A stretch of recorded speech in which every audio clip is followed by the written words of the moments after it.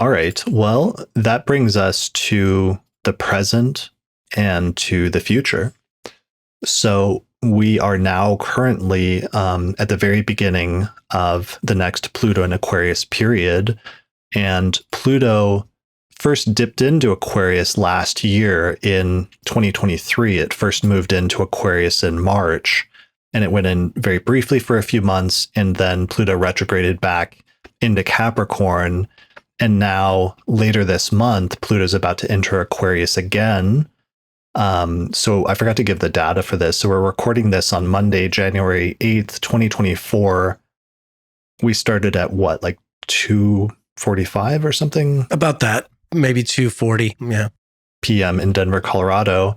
And later this month on January 20th, Pluto's about to go back into Aquarius. It's going to retrograde back out this summer and go back into Capricorn. But then later this year in November of 2024, Pluto's going to move into Aquarius again, and then it's going to stay there for the next 20 years, all the way until 2044. So we're looking at another Pluto and Aquarius period. So I'd like to spend this last section summarizing some of what we learned and some of the takeaways from some of the past ones, and then see if we can take from that and anticipate how some past trends from history are becoming or will become relevant again for us today over the next 20 years.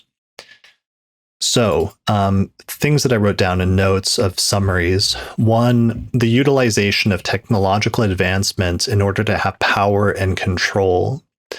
In addition to that, the power that technology, knowledge, and information has. So these are all themes that were present in many of our previous examples, that I think are clearly becoming relevant again today, right? Oh, well, yeah, no question about it.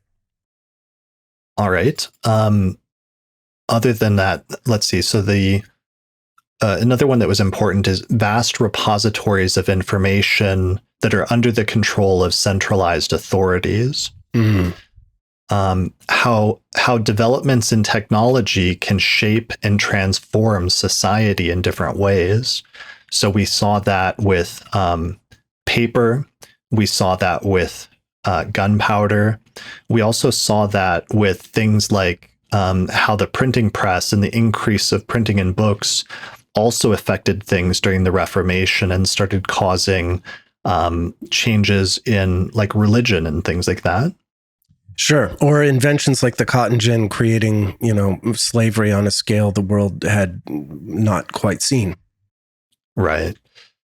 Another theme that kept coming up is technological transfer from foreign or relatively speaking, like alien cultures, which has a profound transformative impact on society, politics, and power. So, for example, the technology that's already developed by another culture, like with the Chinese spending centuries developing gunpowder before Europeans inherited it around 1300, or even like silk and silkworms and how that had been refined and developed in China for millennia before being eventually transmitted or stolen by the West.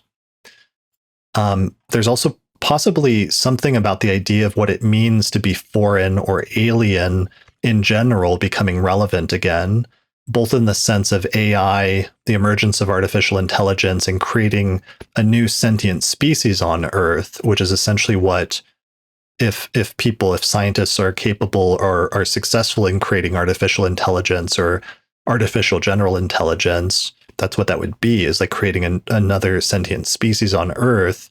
But even aside from that, maybe even alien life being found even in microbial form in other places in our solar system or perhaps beyond, even the recognition of animals as being more sentient than humans often give them credit for as new AI technologies are developed to help us better understand how they communicate. There's something about like the idea of foreignness, of alienness and alien technology and the exposure to that seems like it's a recurrent theme of Pluto and Aquarius. And it's something I'm starting to see discussions about over the past year that are very suggestive, I think. Yeah, I mean, that would be pretty wild if AI taught us how to communicate with dolphins and octopus and primates, perhaps. And Yeah. Yeah, I mean, just, there's all kinds of things that are seeming science fiction, but, are probably on the verge of becoming real. Yeah, it's something I've been thinking about recently, which is just like in different places in the animal kingdom, if you look at them collectively, it's like animals reflect so much of the full range of human emotions in different ways. But humans don't often focus on that, or like most humans don't often fully think about the implications of that. But it would be interesting because one of the primary barriers is communication.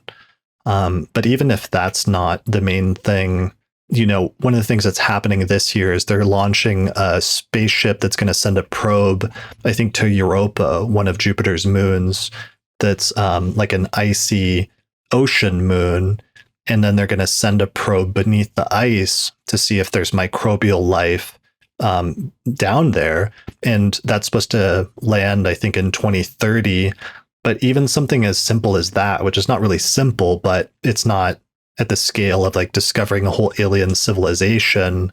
But if we, during the next 20 years, discovered something as simple as finding that basic forms of life existed somewhere other than Earth, that would have a huge, like, earth-shattering effect on our conceptualization of ourselves, of humanity, of our place in the universe, and other things that would be similar to and sort of approaching what happened with Copernicus publishing, his book and showing that we weren't at the center of the solar system. Discovering a new form of life would be the modern equivalent of something tantamount to that, because it would show that human life is not the center of the solar system or of the universe, but that there's life elsewhere as well. And it would sort of like decentralize us and move us away from the center of the universe, but instead show that we're like one of many that's revolving around something larger. Yeah, and talk about making small things big and big things small. Finding microbial life like that would easily be as revolutionary as what Copernicus unleashed on the world, 3 Pluto cycles ago. Sure. Also the sort of elephant in the room also is, who knows? I mean, I don't know what to make of it, but there has been far more sort of serious discussion of unidentified flying objects and what their origin might be, and that whole conversation has become, it's certainly a lot more normalized. I mean, it's out there. There's it's being discussed in Congress, before cameras and everything. So who knows what emerges out of that, if any answers, but that would easily fit the sort of the list that we've compiled in terms of the kind of impact that this transit of Pluto and Aquarius could reflect in terms of changes in human consciousness. Yeah, for sure. And I don't know about that either. Like, I don't know whether to take some of that stuff seriously or not, or if it's legitimate or not. But certainly, obviously, like having any other signs of, actual intelligent life or like civilizations out there besides our own would also have like a huge impact on our world and on society, as well as science and a number of other things, religion. So that's, a possibility as well that we'll have to see what happens. Yeah, absolutely. Yeah. Other themes, one of the ones that was recurring, obviously, at this point is like the role of China in technological transmissions is like a major theme that kept coming up over and over again. And we've already mentioned how some of that, it's really notable to me that just in the past few decades, China has risen to become a global superpower again.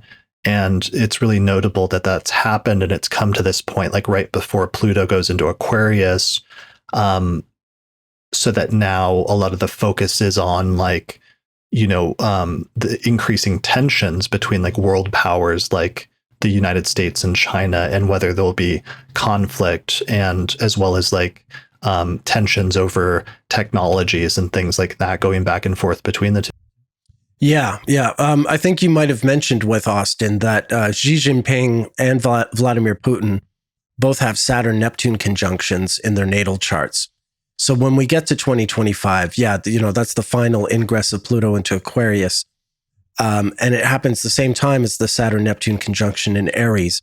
So I do think of 2025, when Uranus goes into Pluto, good and proper for good, and all those other transits are happening.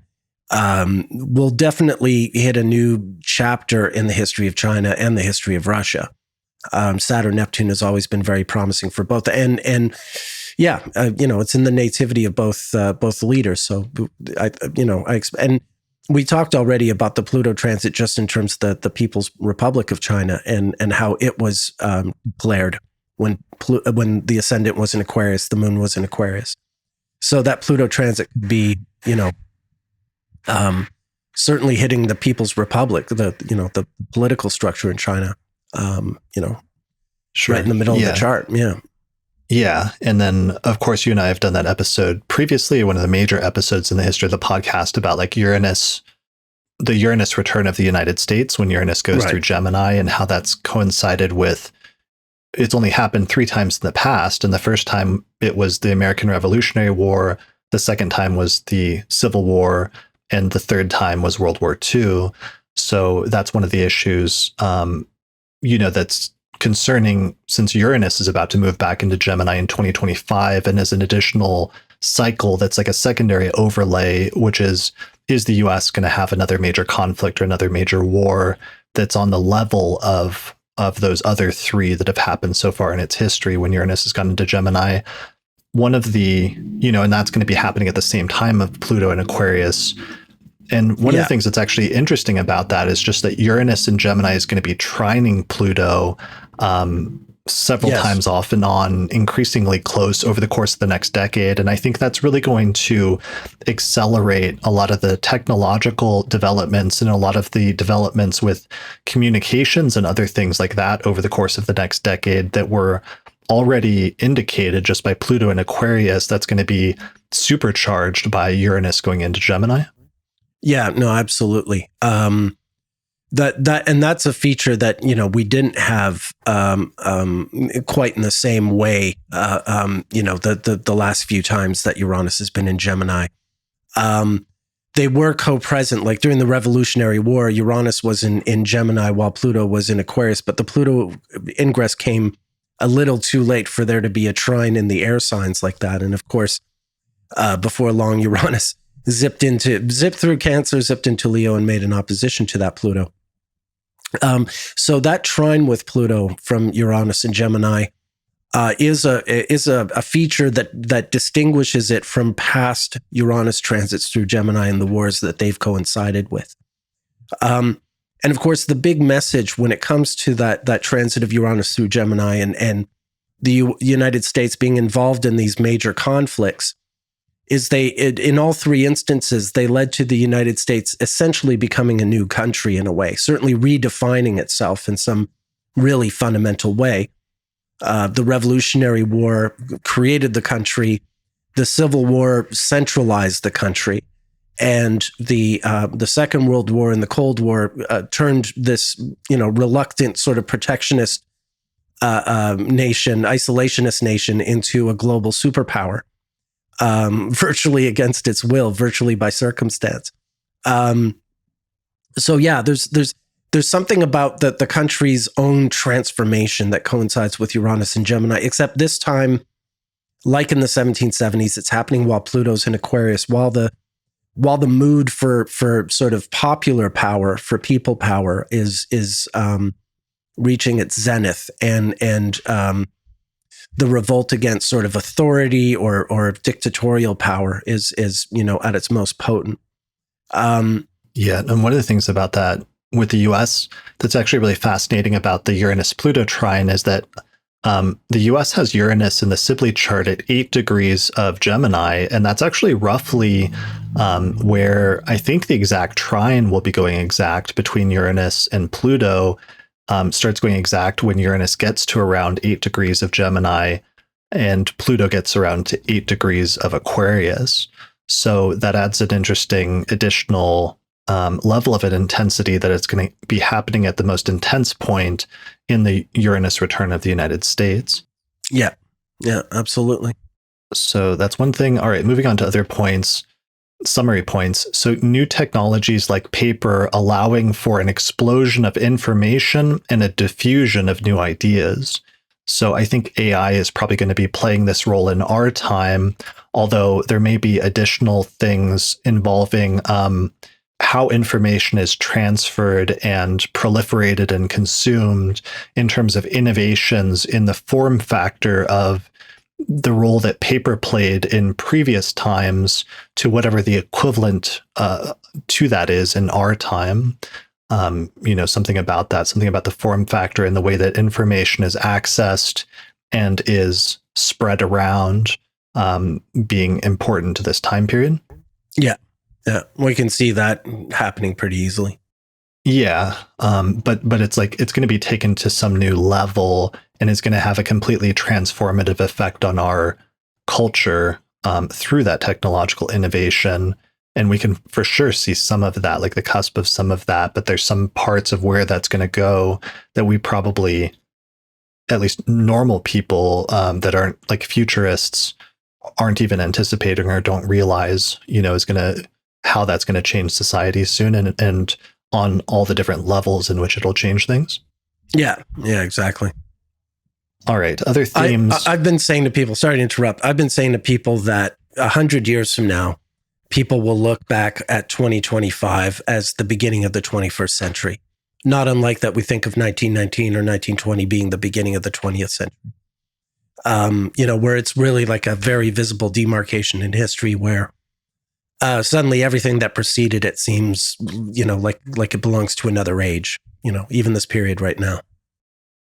That's a good point in a number of different ways, although that makes me think of something I saw recently where somebody said that in terms of like archives and research, there's going to be this demarcating line in history that starts with 2023. And it's because everybody's starting in every field is starting to use AI in order to augment research and do research with things, but also in order to generate content of what's being created in different fields. And as a result of that, there's going to be like this sedimentary layer where you're going to have to there's going to be a fine line between things that were generated by AI or could have been and were influenced by that innovation versus things that were produced prior to that time that had to have been only produced by humans. Right. And it was an interesting thing to think about. Yeah. I mean, imagine future wedding photos will be taken, in some kind of AI generated simulation. Wedding photos with, the parents and the nieces and nephews and what have you, but you're in front of, who knows what, a giant planet, some kind of futuristic, backdrop. I mean, what have you. It's going to change a lot of things. I mean, culturally, as well as everything else. Yeah, for sure. All right. Other things, governments trying to control the flow of information. So governments and entities attempting to control or suppress the spread of information and ideas, although often failing eventually, although being successful for some periods of time. So these attempts to control the flow of information, for example, in the past coincided with the church's list of prohibited books. So there may be other instances where there's like institutionalized censorship attempts or attempts to suppress new discoveries or ideas with extreme methods that ultimately fail because the powerful insight that the idea or discovery has about the nature of the world. So thinking back to like Copernicus's discovery about the sun being the center of the solar system and how that was suppressed initially, but that eventually, it couldn't be suppressed forever because it actually was true and it actually pointed to a property of nature that was real. Not to like put, ourselves, not to center ourselves too much, but I think also of things like astrology and some of the questions we've talked about on forecast episodes lately about we've been in this period of like a renaissance and a bump in the popularity of astrology over the past several years, and whether we'll go into a downturn or a period of suppression again at some point before too long. But if something like that happened, it couldn't last forever because of the fact that astrology does reveal an actual property of nature, and that the validation of that is sort of like inevitable despite both historical or any current or future attempts to suppress it. That's right. The truth is revolutionary. So, that's something I could imagine happening, unfortunately. But it makes it all the more important for us to do the work that we're doing, regardless of what sort of becomes us, because somewhere down the road, it's work that can be, developed by others once the smoke clears, so to speak. And it's too vital, and it's absolutely a property of nature, and therefore there's truth there. There's something to be learned and discovered, and it can only be suppressed for so long. So, what we're doing is really important. Even if someone does, sort of put the boot on us at some point, the work will live. Yeah. And what we've seen also is that sometimes things that are started or done in previous cycles don't come to full maturation until later ones. So, it may be setting a foundation for certain things that aren't fully discovered and put together or advanced to the next level until the next cycle, but it's at least doing or creating something that ends up having a legacy that lives on and grows and evolves. Yeah. I mean, in this instance, this time, unlike the 1700s, we're not going to have Uranus opposite Pluto in Aquarius, Leo. We're going to have Pluto opposite Uranus in Pisces, Virgo. So it's going to be a very sort of different experience, and that'll be the culmination, but that'll come after we've gone through whatever Pluto and Aquarius has in store for us. Yeah, for sure. All right. Other themes: government and major entities attempting to steal technology through espionage.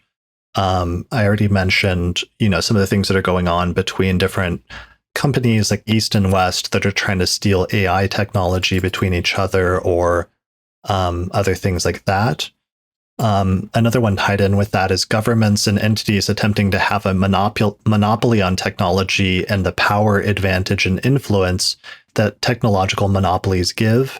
We've seen that with gunpowder, guns, cannons, silkworms. In modern times, it's focusing on things like computer chips, microprocessors, artificial intelligence, and other things like that. And that will, perhaps be the central struggle in terms of technology over the next 20 years, is that whoever controls and has a monopoly on those technologies ultimately could have just like an immense amount of power in our world, and could set the tone for other countries around the world at the same time. All right. Old technologies being merged and refined to create new weapons of war. So how developments in technology can be used to kill other humans, and advancements or innovations in new forms of death and destruction. So here I'm thinking about things like drones, robots, artificial intelligence, lasers, and cyber warfare, all of which may be taken to new and sort of extreme heights, as we're already seeing that happening with many of those. But I'm sure, we'll probably see some pretty terrible things in terms of that, those technologies reaching the height of their sort of like full maturation over the course of the next 20 years. Yeah. I mean, obviously drones are already a thing.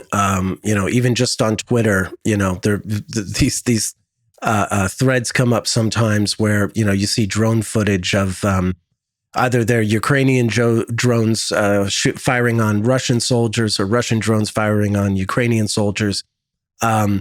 It's taken the sort of the experience of war into this whole new level. I mean, I remember, 30 something years ago with the first Gulf War, it seemed miraculous that we were watching a war on TV on CNN, or before that, the overthrow of the Panamanian dictator in '89, which happened on live TV.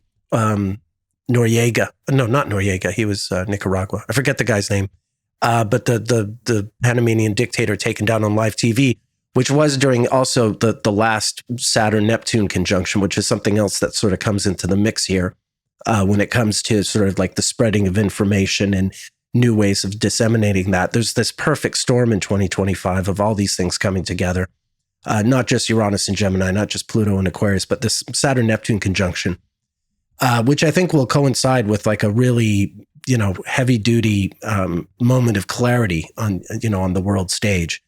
Some kind of everyone seeing things for the way they really are. I don't know if clarity is the keyword I would use for a Saturn-Neptune conjunction.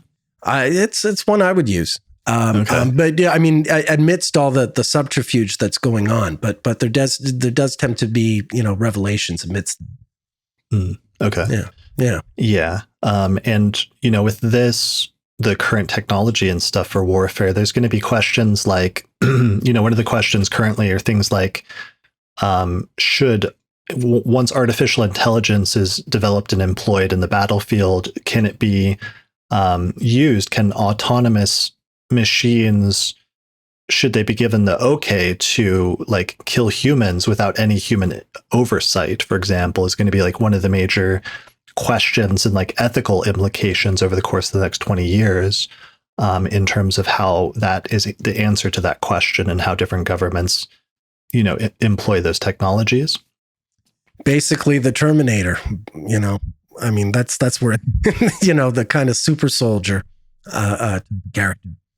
Minus the time travel, but yeah, that's the kind of thing that seems to be developing. Yeah. So some of those questions are going to become real, like not science fiction, but like actual things that we're talking about and are being debated in terms of the ethical implications, which then leads me into the next one, which is the experience of scientists creating something through a love of science, but then having their creation used to destroy things. So similar to, we've talked about, gunpowder and things like that in the past, but also sort of similar to Lisa's example with Frankenstein and some of the things that are raised in that story as like an allegory, but the ethical implications of scientific advancements, as well as the potential dangers and responsibilities that come with pushing the boundaries of knowledge. And a related theme that kept coming up was doing dangerous or risky things in the name of science and out of a love for wisdom, which is kind of an Aquarius thing and kind of a Pluto thing, where Aquarius can be doing something just out of curiosity or out of a love of science to see if it works without necessarily thinking about the implications. So I mentioned guns, but even like hot air balloons to some extent, and the riskiness of like sending a human up into the air to see if it works and having it be successful. But then some of the things that sometimes come out of that, you think about that like culminating eventually not too long after with like World War II and other successive wars where airplanes become like a major source of death and destruction. Yeah, I mean, we were talking about the first hot air balloon, manned flight in September of 1783. And it was less than 2 years later, June of 1785, that the first person was killed in a hot air balloon accident. So, even before it found its military application. So yeah, right off the bat, some of these technologies do take victims with them. Yeah, for sure. All right. Another major theme of Pluto and Aquarius was the development of the scientific method and experimentation as a major theme throughout. And I think there's going to be something about that in terms of, it seemed like there were some successive developments in the development of like what the scientific method was and how it should be carried out that were refined in some of these periods. And I'll be curious if there are some major advancements when it comes to that as well. Yeah.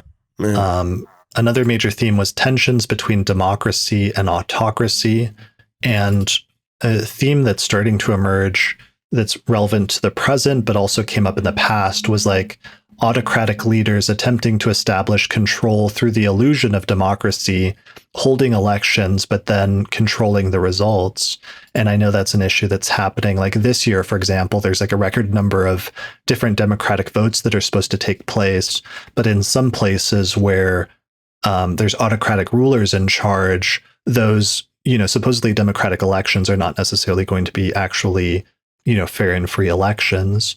So that's going to be, as well as just the tendency that we've seen in the past few years that's a little bit startling of autocratic rulers coming into prominence in different countries, and some of the democratic processes being eroded or being removed entirely. It's a little startling seeing that. And I wonder if that's also part of the Pluto and Aquarius sort of era that we're moving into, is an era where that's more prominent. And if we'll see things that are similar to like the last Pluto and Aquarius period, where there was this tension and this dragging back and forth between the forces of democracy and autocracy, that at times turned like violent. Yeah. And also quite sort of another term I would introduce into this is class struggle, which wasn't as big in the American Revolution, where it really was just one specific social economic class that was doing the rebelling, or that at least that the rebelling was serving. But in the French Revolution, it really did become a kind of class war. You remember I was talking about the three estates, the aristocracy, the clergy, and the people. Well, that third estate, it was common up until fairly recently to refer to the developing world as the third world. And that third world idea comes from the idea of the third estate, the people in the French Revolution, the masses, the ones who ultimately did rise up and send a lot of aristocrats and generals to the guillotine. So there is an element, I think, of class struggle that comes with Pluto and Aquarius, because it really is about the sort of the masses. It really is about the third estate, or if you will, the third world. Yeah, that makes sense. And sometimes the masses rising up, and in other times the attempt of the elites to like suppress the masses from rising up. Well, yeah. The revolution, the counter-revolution, the terror, and then the white terror, so on and so forth. The French Revolution, the Russian Revolution, they had these same sort of forces. Civil war winds up being fought between these two factions, or several factions, and different factions will win out at different stages of the struggle, if you will. So another major theme is cataclysmic events that cause an irreversible shift in intellectual and social trends. So that was the one where the major example was the destruction of the Second Temple in Jerusalem. And we talked about a little bit in terms of what some modern scenarios could be that would be similar to that. We just had COVID a few years ago, and seeing that sometimes these very like ancient primordial disaster type scenarios that we kind of think that we're immune to as modern societies that are things of the past, finding out that things like that can still happen and become very relevant and can, have this huge impact on the world collectively, and at all these different levels. I think that was a big eye opener that, major things like that can still happen. So it might be a good idea to think about, some of that as scenarios for what a Pluto and Aquarius type situation could look like. Yeah, I mean COVID broke out with the stellium in Capricorn of Saturn, Jupiter, Saturn, Pluto, and then Mars coming along as well in Capricorn in short order. That was, those were the transits that introduced COVID to the masses. And so with Pluto going into Aquarius, yeah, very easily could be, something of that nature. I think if COVID taught us one thing, it's that we're woefully unprepared for anything more serious than COVID to hit us. I mean, that was bad enough. If it were any more serious, it would be devastating. For sure. And Pluto going through an air sign could be relevant there, since that was very relevant with Saturn going through Aquarius and this like airborne disease or like pathogen or airborne, just thing that was taking place. So that's relevant. Moving on, flight seemed to have been a significant theme, especially with the last one, with the first human flight taking place during the last Pluto and Aquarius period. So during this one, themes like space flight, the commercialization of space flight, and having that become more and more increasingly common. Like obviously we're already there and we're already heading in that direction.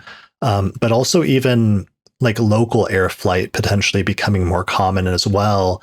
I saw some things that are supposed to happen this year that I thought were very interesting about like planes that can be flown locally, or not planes, but drones. They're drones you can fly. You can, like, it's a giant drone that you sit in and you can fly, and you don't need a pilot's license, but you could conceivably fly it, to the grocery store or to your girlfriend's house across town or what have you. Yeah, it's basically a giant drone that you fly, and they seem to be coming into the market. Yeah, there's something major about that. And that combined with not just Pluto and Aquarius, but also Uranus going into Gemini soon, which is also like a transportation type sign, really, seems to point in that direction. Yeah.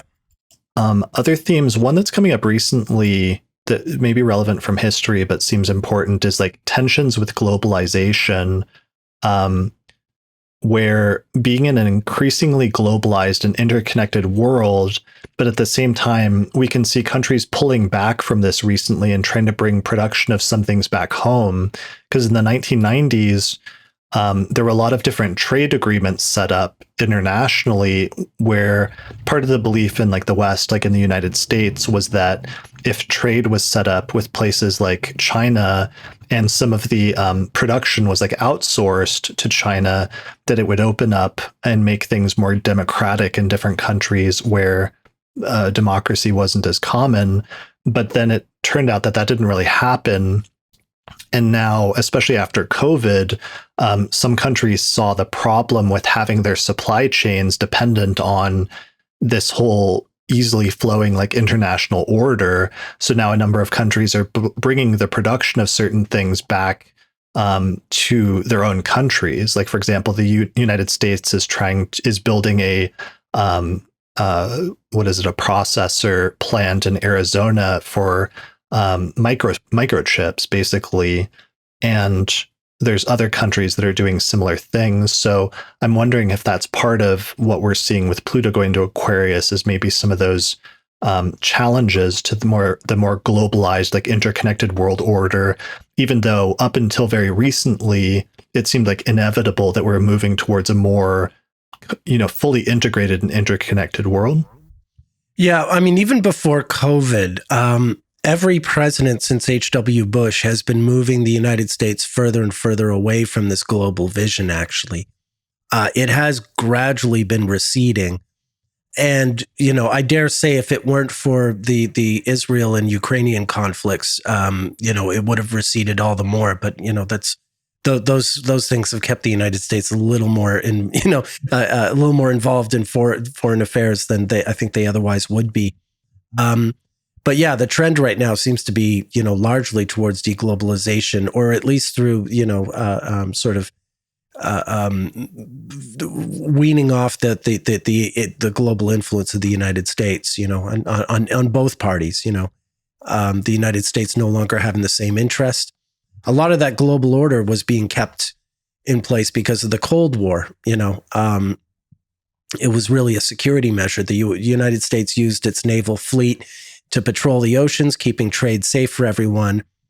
And in return, everyone kind of agreed not to go communist. And, that worked for a good long while. But the United States is no longer sort of invested in patrolling the seas like that. And even if they wanted to at this point, they can't. They've changed their naval fleet.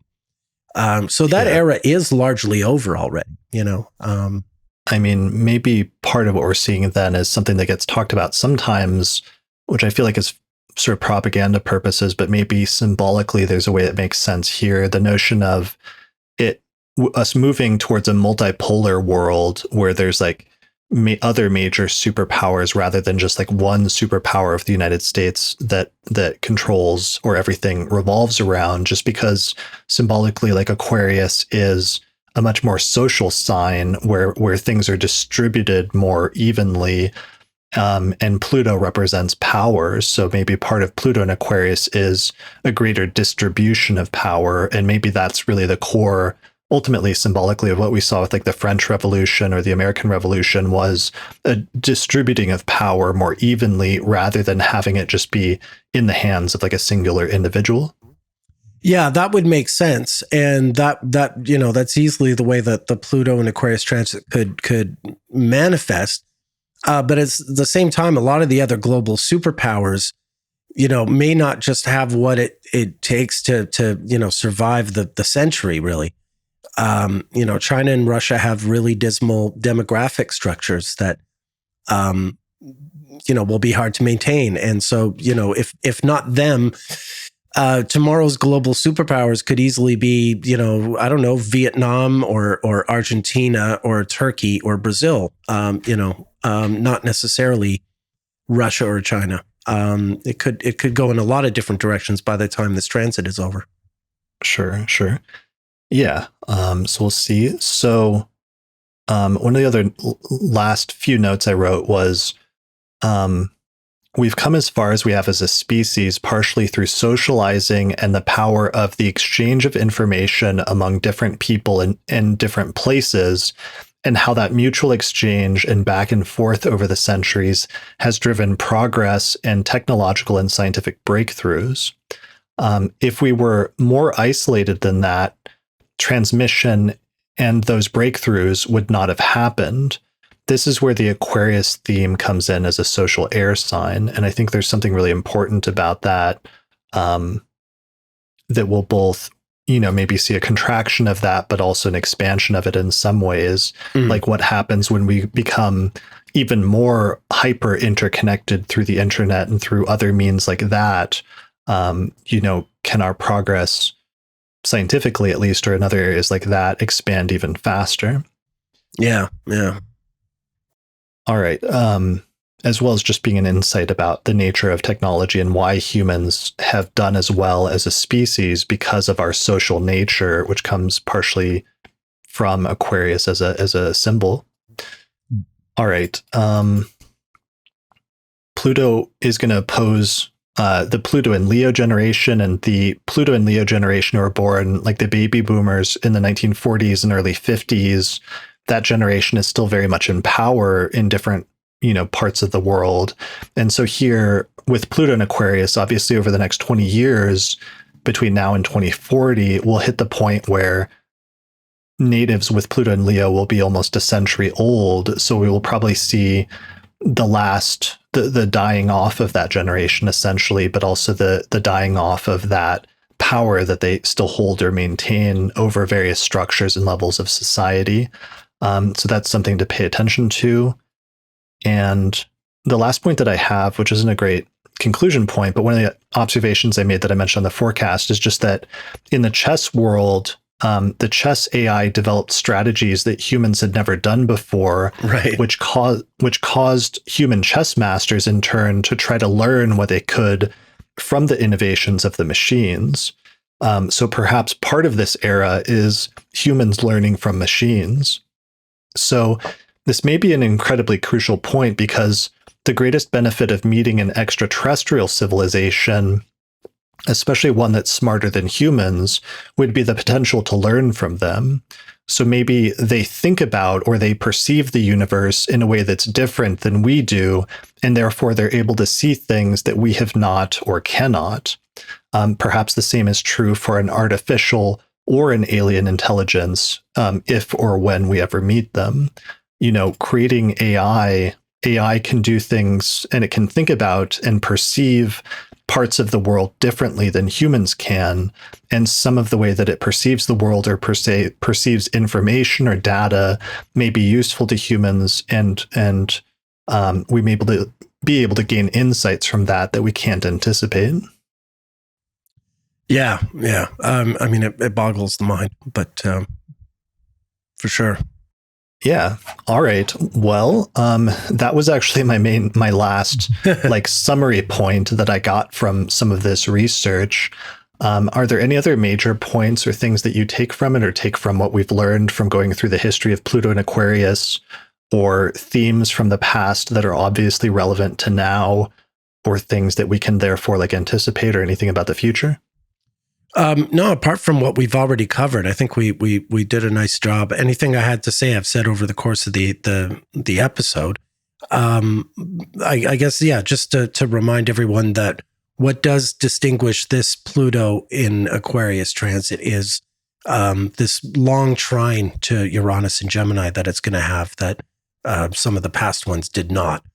And that changes the kind of experience it'll be. Yeah, I think that's a really important point. And here is a diagram actually from Archetypal Explorer that I used on the forecast, which kind of shows that, but the Uranus-Pluto trine that's forming right now and will start going exact over the next several years, but really has its greatest intensity in the period, largely the period that Uranus is in Gemini, between 2025 and the early 2030s. Yeah. Although, right from the get-go, they're pretty close, even in 2025, right? I mean... Oh, yeah. Well, right now, this year in 2024, they're going to get about 2 degrees from each other. Right, so exactly. Yeah. We're already in a period where things are going to start moving very quickly, like very fast, especially with some of the technological stuff, but also with the other Pluto and Aquarius themes that we've talked about and that have come up during the course of this episode. Yeah. So may you live in interesting times. I think, was that like a Chinese proverb? That is a Chinese proverb. It is fitting. There's another line that I love. Around 1972, someone asked Zhou Enlai, who was one of the Chinese leaders, like aside from Mao, they asked him what the effects of the French Revolution would be. And he said, too soon to tell. Now, the truth is, he thought they were talking about the recent uprising in Paris 4 years earlier in 1968. But a lot of people took that remark to mean he was talking about like the French Revolution in the 1700s, and that it was too soon to tell what the effect of that French Revolution would be. And even though there was a sort of mistaken communication that created that thought, I love that idea that, as with the French Revolution, the American Revolution, it may be too soon to tell, to know what like the ultimate effect of these experiments are, of these social experiments. And whatever unfolds over these next 20 years may sort of bring those answers a lot closer to home after being out in the wilderness for so long. So definitely, may we live in interesting times. We definitely do. Yeah, I think we're definitely going to see the highs, the very heights of technological process, as well as the lows of technological process, and the transformative effect that it has on society and culture and religion and politics and everything else. As a person with heavy Aquarius placements, I am primarily excited about that because I tend to be more of a tech person, and I sort of marvel sometimes at just the ways that technology can be used in ways that are interesting to do things that you couldn't do otherwise, or to augment human abilities that maybe, allow you or enable you to do things that you couldn't do otherwise. And I'm excited to see some of that, while also having trepidation about some of the downsides. But I think it should be a really interesting 20 years, and I'm excited to see where it goes, and excited to study it as an astrologer and continue documenting what's happening in real time as we see this new era in human history start to emerge, as we have been recently, because we can really feel that we're right on the cusp of a very important turning point. And I think it will be, at the very least, interesting to watch and to witness that together as astrologers. Yeah. Amen.